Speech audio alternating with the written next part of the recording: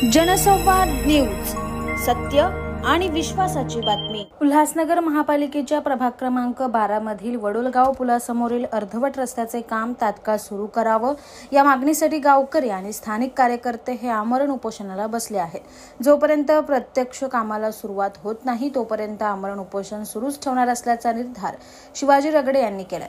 मागील 2 वर्षापूर्वी उल्हासनगर महापालिकेच्या ठेकेदाराने वडोलगाव उड्डाणपूलपासून ते गुलराज टॉवरकडे जाणाऱ्या रस्त्यापर्यंत सिमेंट काँक्रिटीकरण करण्याचं काम हाती घेतलं, परंतु उड्डाणपूल समोरील रस्ता रुंदीकरण न झाल्याने संबंधित ठेकेदाराने अर्धवट रस्ता सोडून निघून गेला। आता या ठिकाणी रुंदीकरणाचा प्रश्न सुटत असून महापालिका मात्र रस्ता बनवत नाहीये असा आरोप गावकरी करत आहे। सदर ठेकेदाराला महापालिकेने बिल अदा करण्यात आले, त्यामुळे हा रस्ता होणार की नाही असा प्रश्न उपस्थित केला जातोय। जोपर्यंत प्रत्यक्ष कामाला सुरुवात होत नाही तोपर्यंत आमरण उपोषण सुरूच ठेवणार असल्याचं म्हणणं गावकऱ्यांचं आहे। या उपोषणाला माजी नगरसेविका सविता रगडे, सामाजिक कार्यकर्ते शिवाजी रगडे, गजानन शेळके, फिरोज खान व मोठ्या प्रमाणात वडोलगावातील नागरिक उपस्थित होते। Bureau report. आज आम्ही पॅनल क्रमांक 12 मधील वडोलगाव पुलासमोरील जो रस्ता आहे, 2 वर्षापूर्वी त्याचं टेंडरिंग झालं होतं आणि 2 वर्षापासून ठेकेदाराने तो रस्ता खोदलेला आहे। त्याच्या रुंदीनुसार जो वाद होता त्या विवादास्पद घटनेमुळे तो रस्त्याचं काम थांबलं होतं। परंतु दुर्दैवाची घटना अशी की जेव्हा मध्य मार्ग काढायला गेलो तेव्हा असं कळलं की ठेकेदारांनी ते काम पूर्ण न करताच ठेकेदार व प्रशासनाचे अभियंता यांच्या मिलीभगतीने त्याचं बिल पूर्ण अदा केलेलं आहे। आता ठेकेदाराने हात वरती केलेलं तो काम करू शकत नाही। पावसाळा सुरू व्हायला 10-15 दिवस राहिलेले आहेत। तिथे सेंट जोसेफ नावाची शाळा आहे जिथे हजारो विद्यार्थी शिकतात।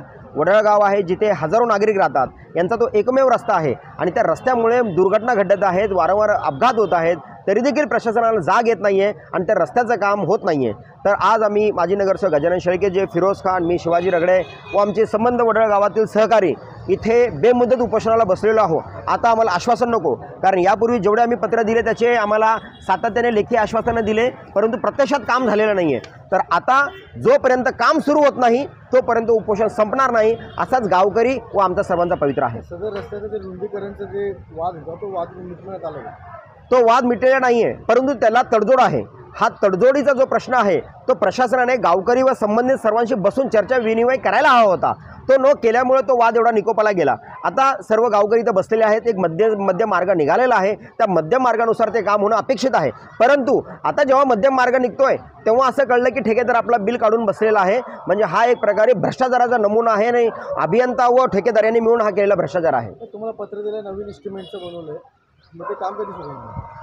जेव्हा त्यांनी आम्हाला पत्र दिलं की नवीन एस्टिमेट प्रोसेसमध्ये आहे आणि आम्हाला सहकार्य करा, तर आम्ही आयुक्त मॅडमला भेटलो की मॅडम नवीन एस्टिमेट कसं काय, कारण ऑलरेडी याचं एस्टिमेट निघालेलं होतं, याचं टेंडरिंग झालं होतं, तर मग ह्या सदर कामासाठी नवीन एस्टिमेट कसं काय।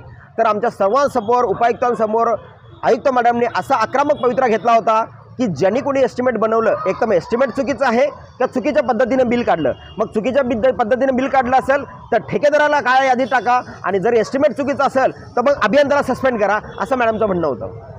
त्यानंतर तुमची भूमिका घेतलीच नाही? मॅडमनी कुठलीही भूमिका घेतली नाही की प्रशासनाच्या वतीने केवळ ठेकेदारांना नोटीस दिलेली आहे, परंतु प्रत्यक्षात कृती न झाल्यामुळे आम्ही सर्व इथं बेमुदत उपोषणाला बसलेलो आहोत। जनसंवाद न्यूज, सत्य आणि विश्वासाची बातमी। आजच सबस्क्राईब करून बेल आयकॉनला क्लिक करा आणि पहा ताज्या घडामोडींचा अचूक अंदाज आपल्या मोबाईलवर।